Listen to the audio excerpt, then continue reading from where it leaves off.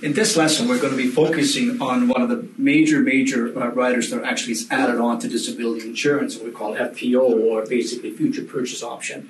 Another name for Future Purchase Option is FIO. So on the exam, you may see Future Income Option instead of Future Purchase Option. Just know that these are synonymous. They're basically the same type of definition and everything.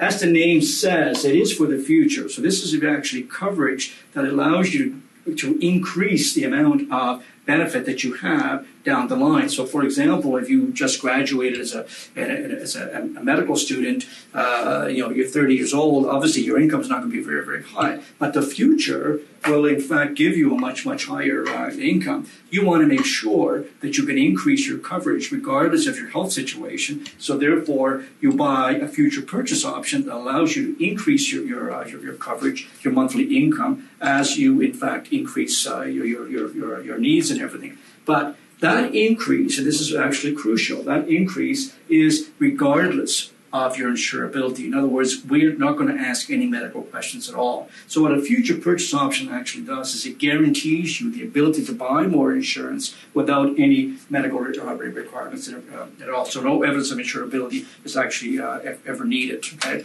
The only thing they may ask you is proof that in actual fact your income has increased. But other than that, they're not going to ask you for any kind of medical information whatsoever. Okay? However, the premium that you will be paying will be, in fact, the premium at the attained age. Okay, so whatever it is that, however old you are, so the first time you exercise that option, you may be 35 years old, you're going to end up having to pay at age 35, whatever the amount of coverage that you need. So it is the current, what we call the attained age.